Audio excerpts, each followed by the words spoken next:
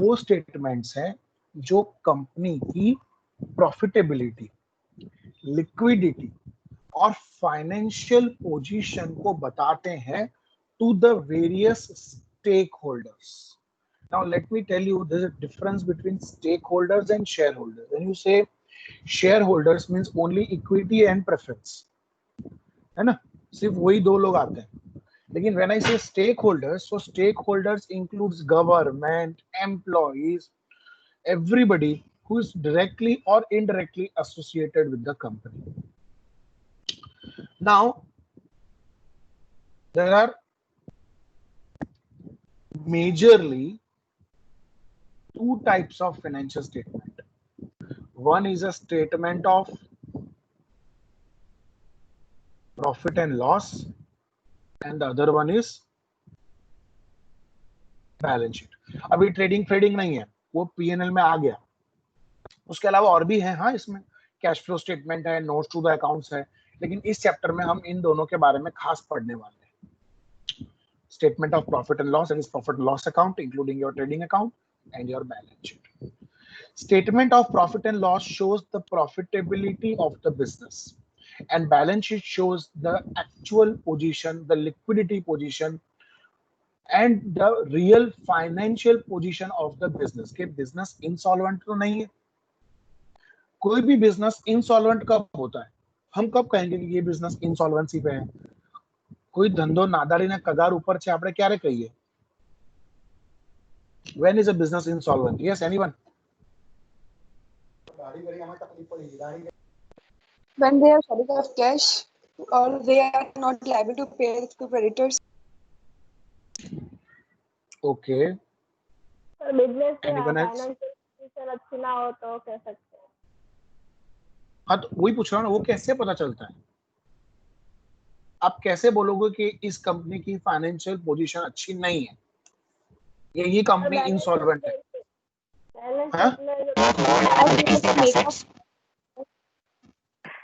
So when They have a liabilities make are of greater than the assets. 1 lakh per month.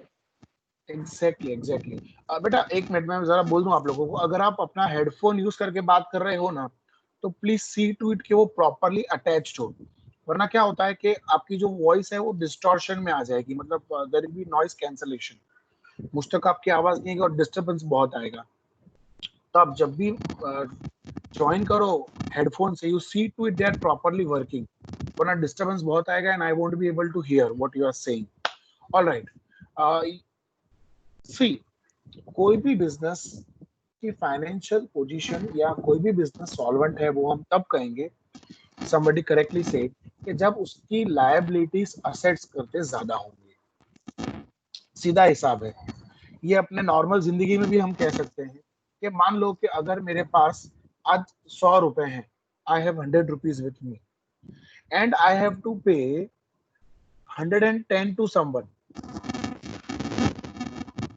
Gitanjali Rajput, kindly mute yourself. Gitanjali Rajput. Okay. And kindly see to it कि आप अगर headphone use करो तो वो properly attached है. बहुत ही noise आ रहा है बीच में. गीतांजलि, काइंडली चेक इट और एल्स रिमूव इट बेटा. तो जब उस कंपनी की લાયબિલિટીઝ જેને દેવું કહેવાય, જ્યારે તમારું દેવું તમારી મૂડી કરતા કે તમારા મિલકતો કરતા વધી જાય, when your liabilities are more than your assets or your capital, तब हम कहेंगे कि कंपनी इंसॉल्वेंट है. मेरे पास 100 रुपए हैं और मुझे किसी को 110 रुपए देने हैं, तो इसका मतलब I am insolvent by 10 rupees because I am unable to pay him. मुझे वो 10 रुपए में कैसे पे करूंगा? और दूसरी बात, उसको मान लो मैंने सब कुछ बेच बाच के 100 रुपए दे भी दिए, बराबर, फिर मेरे पास क्या रह जाएगा? कुछ भी नहीं रह जाएगा. I am completely insolvent in that case. So financial statement से हम बहुत सारी चीजों को एनालिसिस और इंटरप्रेट कर सकते हैं. ठीक है. Majorly there are two financial statement as I have discussed with you. All right. Now, what are the characteristics of financial statement?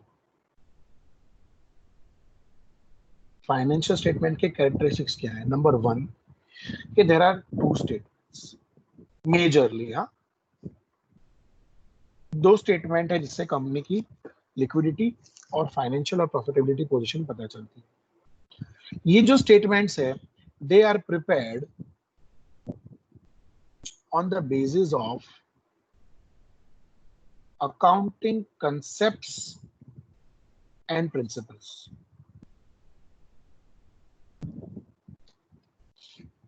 बराबर है। ये दोनों ही financial statement, profit and loss और balance sheet, they are based on different accounting concepts and principles. The next is they are prepared on the basis of recorded facts. ठीक है, जो actual facts हैं, जो रिकॉर्डेड फैक्ट्स हैं, बराबर, उसी के बेसिस पे ये जो फाइनेंशियल स्टेटमेंट्स है वो बनाए जाते हैं। जैसे कि हमारा ट्रांजैक्शन, हमारे लेजर्स, हमारी जर्नल एंट्रीज, हमारी कैश बुक, हमारी सब्सिडरी बुक्स, इन सब के बेसिस पर ही जो हमारे फाइनेंशियल अकाउंट्स है वो बनाए जाते हैं। ठीक है, उसके बाद they are as per the legal provisions. ठीक है, जो भी लीगैलिटी है, लीगल प्रोविजंस हैं, उसी के बेसिस पर ये जो फाइनेंशियल स्टेटमेंट है वो बनाए जाते हैं। फिर वो legal provisions as per companies act हो, as per ICAI, institute of chartered accountants of India हो। Okay, they are accurate. Okay, accuracy level हम लोग हर बार चेक करते हैं क्योंकि जो टोटल ऑफ असेट्स और लायबिलिटी है वो हमेशा मैच होना चाहिए। So accuracy level can be maintained. Okay, then it is multipurpose. Loan लेने के लिए काम आता है, कोई नया इन्वेस्टर इन्वेस्ट करना चाहे तो वो सबसे पहले हमारा क्या मांगेगा, प्रॉफिट लॉस और बैलेंस शीट ही मांगेगा।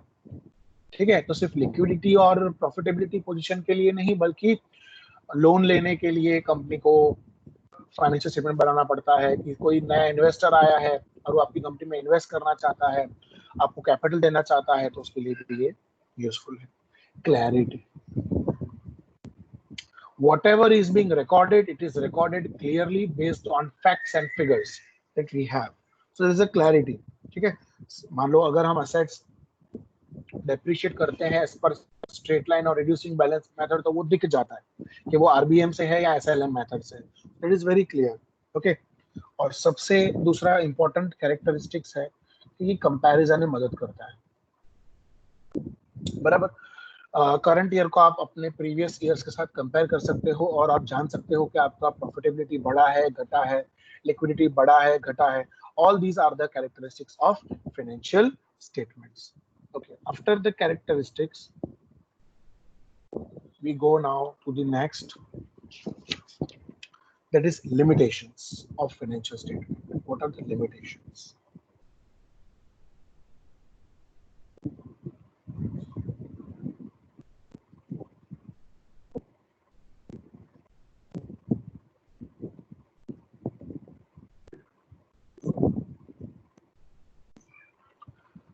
Okay, the very first and the foremost limitation is it is sometimes less accurate.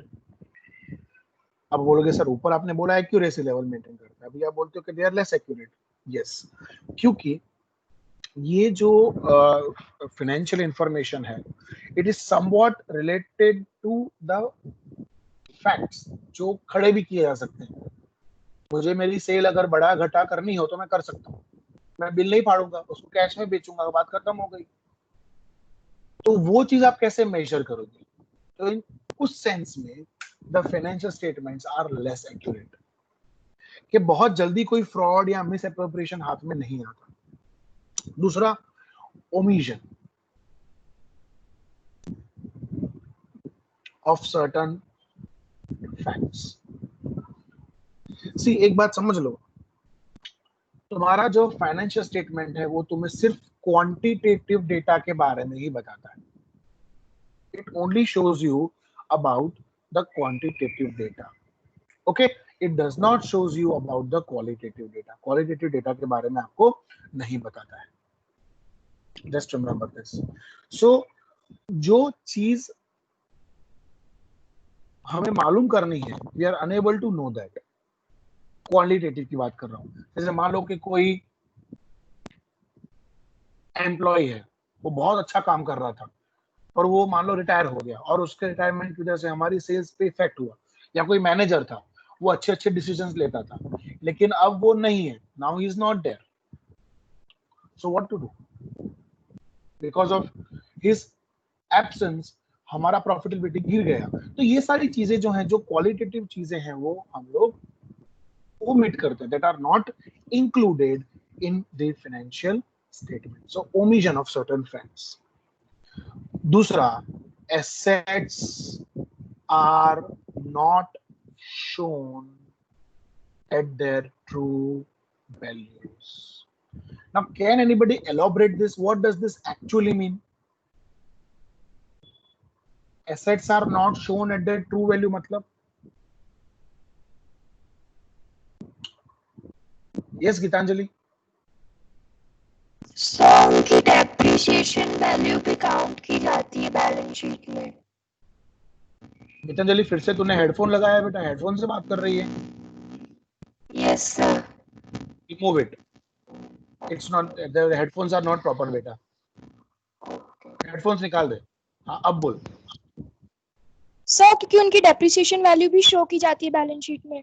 देख कितना क्लियर वॉइस है बेटा तेरा हेडफोन में प्रॉब्लम है, चेंज इट बेटा। Yes, correct.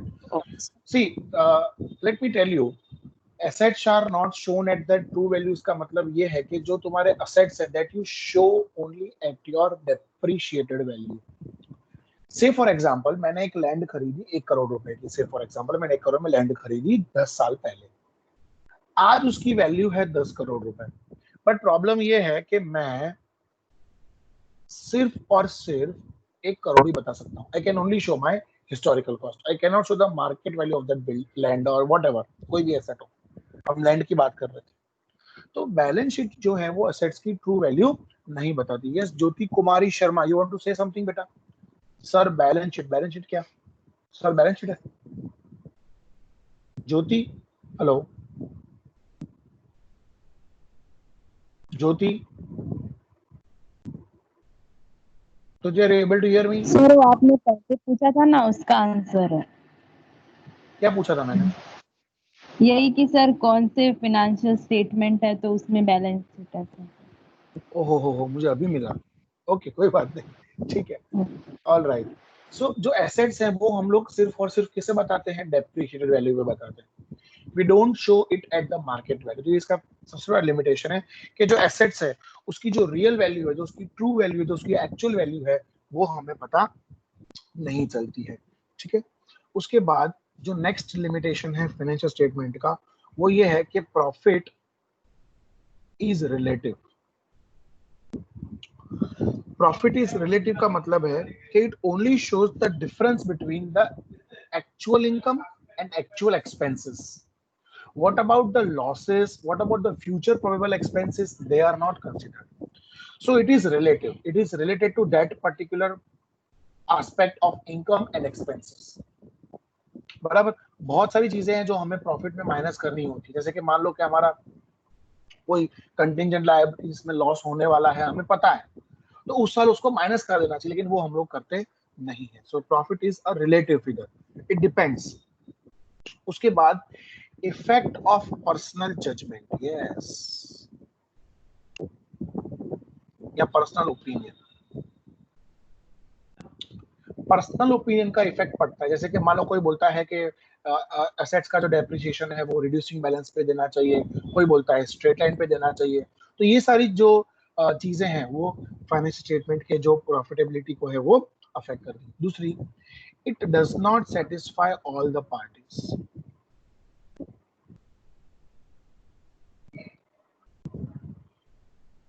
हर एक पार्टी को ये सेटिस्फाई नहीं करता है, कुछ को करता है, कुछ को नहीं करता है। ये सबसे बड़ा प्रॉब्लम है। बराबर।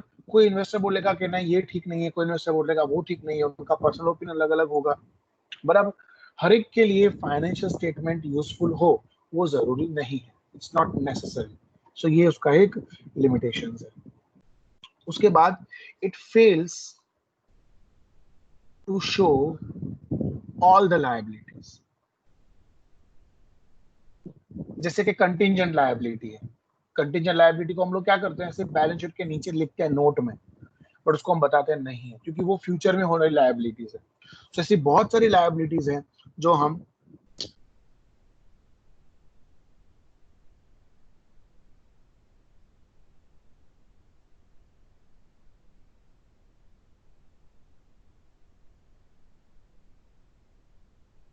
सर आप म्यूट हो गए हो।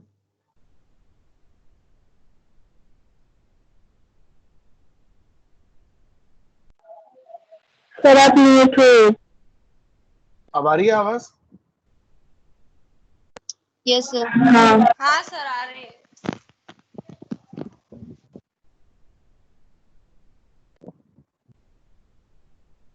एक मिनट, मैं देखूं किसने मुझे म्यूट किया है।